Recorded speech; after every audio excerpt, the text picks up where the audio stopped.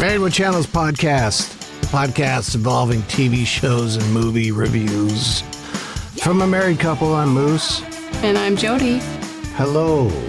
Hey. Podcast world, listenerships. Yeah. We've got a TV show and we got a movie this week. Movies last year. It's not like brand new, but yeah, it's fairly new. We'll get to that in a second. But brand new to Hulu is Only Murders in the Building, starring Steve Martin, Martin Short, Selena Gomez. Yeah. Who saw that cast coming? I mean, Steve Martin and Martin Short, that makes sense. But Selena Gomez, question mark. Yeah. So basically the premise is these people live in this nice building in New York City and one of the tenants gets murdered and they all three listen to the same true crime podcast and they're all in on that true crime podcast crap. So they're like, well, let's solve this murder and we'll do a podcast about it. That's right. They form their own little gang of crime solving trio. Yeah. Only Murders in the Building. Aside from the clunky title, I like this show. Yeah. I like it. It has a haunted honeymoon / Clue vibe about it. Sure. Where these people are kind of forced into a situation. They not forced, they actually put themselves in it. Yeah. But, it's got all that kind of like quippiness of a, comedic movie like Clue or a Haunted Honeymoon. Yeah, they're three very unique individuals that are now coming together for one purpose. So it's kind of interesting. Yeah. And it's, Can we talk about that New York City apartment building? I think I asked you during viewing, like, are all New York City apartments this amazing? Like they always portray New York City apartments as these like big open floor plan, hard wood, like has character and just these like fabulous places. Yeah. Meanwhile, like most people are probably living in like 400 square feet, Yeah, the latter is probably more the reality. Yeah. These apartments like Steve Martin's, and Martin Short's, they got this rich mahogany wood, the nice big fireplace. And, yep. It's got the doorman and it looks like it got its own courtyard. But apparently everyone there has a fireplace. Like every apartment in that building is kind of like that. Yeah, because they all start bitching and moaning about the dead guy being the reason they couldn't have the fireplace going because of his asthma. Yeah. But, something like that apartment, shit.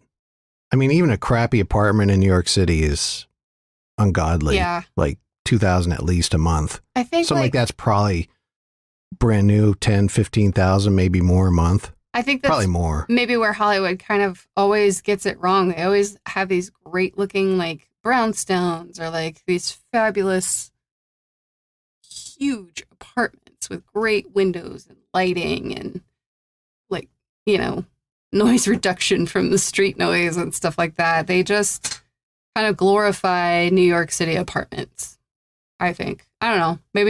Maybe more of them are like this, but I get the feeling they're not.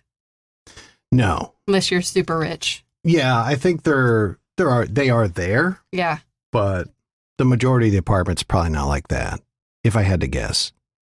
So, yeah, they and we find out how they afforded. Like they got these apartments 30 years ago when they probably got rent controlled and all that stuff. So sure. Whereas Selena Gomez, she's probably not paying that much either. I like how they because immediately I was thinking, how does Selena Gomez, 25, 26, single, doesn't look like she has any high-powered job. How is she living in one of these apartments? Right. And they explain that very well, like her aunt's letting her live there while she renovates it. Yeah. Okay, that makes sense. Yeah. So that adds an air of believability to that. Sure. Are you a Steve Martin fan? Oh, yeah. Yeah.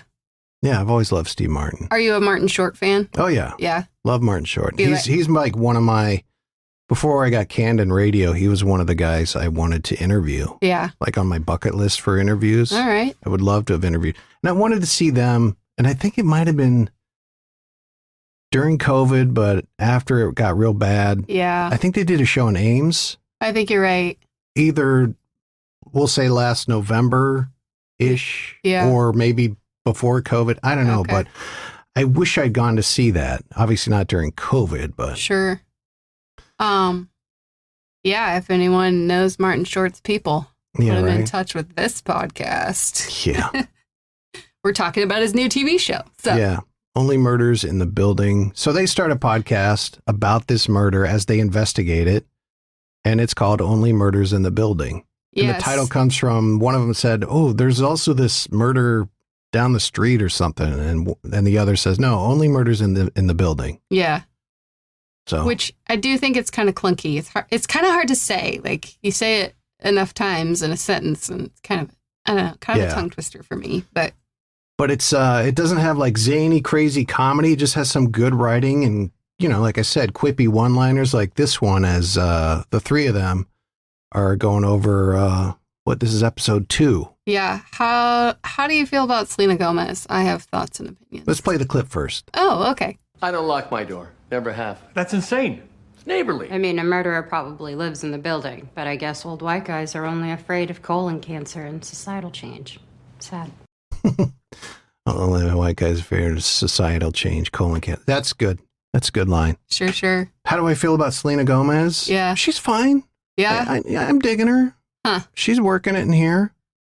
I gotta say it's so flat, and I think it's just boring. She's boring to me. I think she's supposed to be kind of flat, though. Well, she's supposed to be kind of what's the word I'm looking for? A gray area. Like, we even find out, spoiler alert, that she was friends back in the day with the victim. Sure. She was a part of her Hardy Boys. I know. It just, even though that's a character choice, it's just, there's not a lot there at all. Not even being a flat kind of character. I think it balances out well with Martin Short and Steve Martin. Not that they're over the top. Martin Short is kind of towing the line a little bit. Oh, I'd say he's a little over the top sometimes. I don't think he's over the top. Yeah. I think he's kind of getting close to it. Sure. And you kind of have to be if you're a Broadway director. Sure. I mean, any Broadway director I've seen, they've been kind of unique individuals, shall we say. But I think her character is just about right. She's kind of the palate cleanser to her and him. Excuse me, Martin Short and Steve Martin. We'll call them the Martins. She's kind of the young filter. Yeah. That kind of runs through what they're saying. If they get too ridiculous, she kind of pulls it back down. Maybe. Yeah. But Only Murders in the Building, I think it's paced well. I think it's written well. Yeah. The acting's pretty good. I mean, there's a couple of things where you're like, huh. Like the little twist with her and the victim. Sure. And also Steve Martin, his little monologue about his father when they were picking the lock. It was interesting to see where that came from. He just quoted a line from his character's old TV show. Yeah.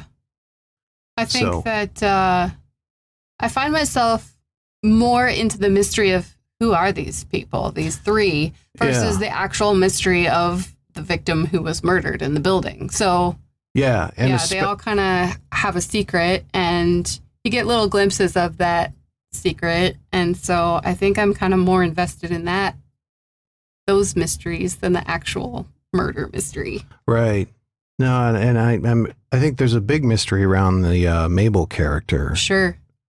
Selena Gomez. But yeah, I'd be curious to see.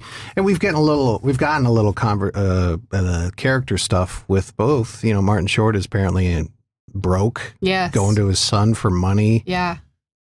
And Steve Martin, you know, trying to relive some of his glory days as Brazos, the TV detective from the 90s. Yeah. But let's play another clip from Only Murders in the Building, then we'll wrap it up, I think.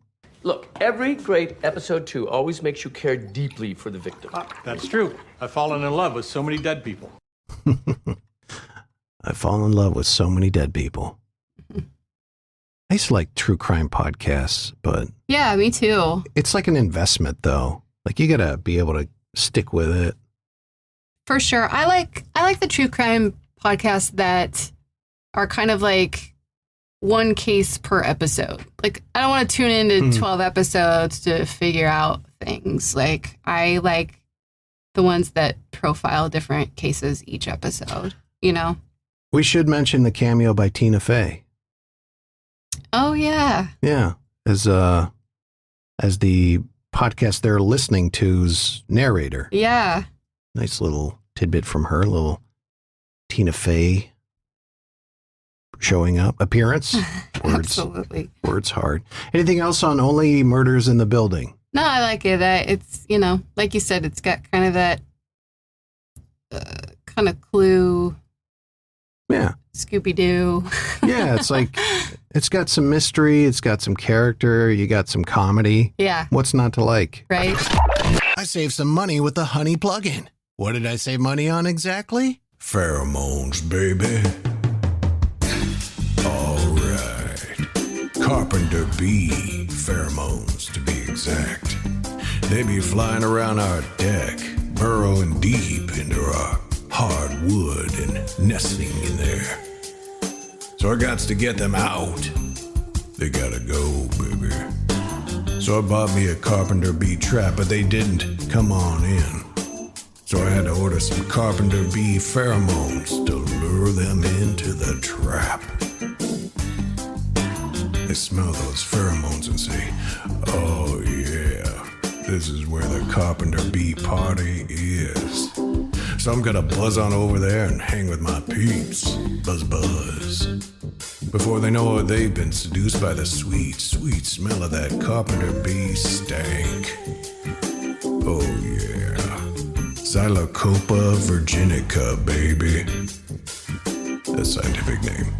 Get your pheromones discount or any of the other 30,000 online stores where the Honey plugin is being used by going to joinhoney.com/married now, baby. And now we move on to a movie starring Vince Vaughn. What? Yeah. He's still working? Absolutely. It's called Freaky. We watched it on HBO Max, and it's like a body switch comedy horror. I don't think it's really horror though. I don't think it's horror. There's some blood and gore, but yeah, it's like a dark comedy. Yeah, there's a couple jump scares, but I wouldn't put it in the horror. I mean, maybe for the blood and gore. I don't know. But more comedy, I think. Right. I think dark comedy is probably the fitting category for this one. Sure. Yeah, there's no horror really, but you know, it starts off like a slasher movie. Vince Vaughn is this deranged killer. Yeah. He even finds a mask to put on a la Jason Voorhees and wipes through this house with 4 teenagers. And then flash to 20 minutes later, he switches bodies with this teenage girl, and it's funny seeing Vince Vaughn act as a teenage girl. Yeah, that was probably one of my favorite scenes, is him trying to be girly and talk like a girl, mannerisms like a girl. It was so funny. But it wasn't like overdone. It wasn't over the. He wasn't subtle. like, oh my god, ew, a squirrel, ew, a rat. You know. No, it was subtle, but yeah, just like a little shoulder movement here, or maybe like just a kind of flip of his fingers, like a girl would. A little bit, yep. It's just enough. Yeah, it's a great example of a little bit goes a long way. And, you know, Vince Vaughn, when he does comedies, he's pretty good when he tries. There's been a couple movies where he phoned it in. Yeah. But when he tries, and this one I think he tried, and he nailed it. Sure. Like, is it Vince Vaughn from Wedding Crashers? No, but he's still good. Sure. And this movie had quite a bit of gore. Not a lot, but enough that you could say, yeah, it's definitely got some gore. Sure. It is rated R, just FYI. Yeah. I mean, shoot, Cameron from Ferris Bueller gets sawed in half on a table saw. I mean, Alan Ruck. Yeah, Alan Ruck. But Freaky. And what's interesting is like the teenage girl, she's not like, you know, you hear the premise of this, you think the teenage girl is going to be like, whatever, Miss Popular cheerleader. I don't have time for you, Derek. Yeah. You don't drive the right car. But she's actually kind of more of an outcast. Yeah. And I don't want to say nerd, but she's definitely not in the cool crowd. Right. And I like that. Right. You know, because I think it's too easy to be like, oh yeah, just get some girl in a cheerleader outfit. And she's like, I split a nail. Yeah, I know. It's kind of kind of a coming of age story for her because she gets more comfortable and more confident and, Yeah. starts to kind of feel badass, walking around in a serial killer dude's body. Like, that's kind of awesome, for her. So, yeah. Yeah. Was it a great movie? No, I don't think so. Right. It's not one of my favorite comedies. No, it's a cutesy, It's a cute movie with a little bit of action and gore. Yeah. And,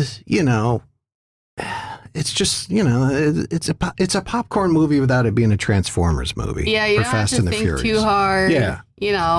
If you just want to sit and enjoy something, Yeah. this one's a good one. And I'm glad to see Vince Vaughn's doing some bigger movies because I think he's been doing some of the Walmart $5 bin type movies over the last couple of years. I mean, hey, look, he's got to eat. I don't blame him, but he's finally got something to work with here.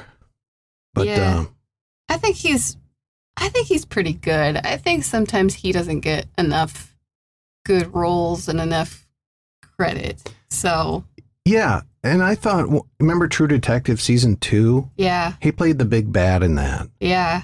And it's kind of the reverse of Michael Keaton playing Batman. You hear Vince Vaughn's playing the bad guy, you're like, okay, I don't know about that. Sure. But I thought he did okay in that. Sure. I thought he was fine as the bad guy. Was he the best? No, but he was fine. Sure. He was fine in True Detective. I didn't mind that. And I definitely didn't mind him in Freaky. Yeah, I didn't mind him here. I thought, like I said, the scene where he tried to act like a teenage, or where he was acting like a teenage girl was great. That was funny. That was probably the funniest part for me. And I think that moment when he's in the changing room and her mom is coming to bring, she doesn't know it's his daughter, her daughter in a man's body. She thinks it's a guy in the changing room. Right. And they have this kind of moment for a back and forth where it's almost like touching. Yeah. And they talk about, my husband died and he says, well, my father died. Yeah. And he's speaking as the girl. Right. They're speaking about the same person who died. Right.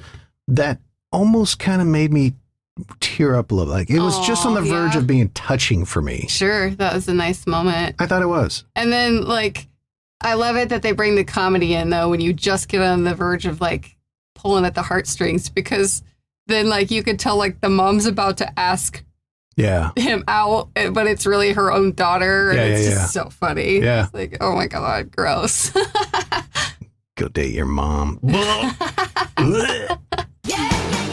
Yeah. But Freaky, HBO Max. Yeah, check it out. It's a good, easy one. Yeah, I'd recommend it. Yep.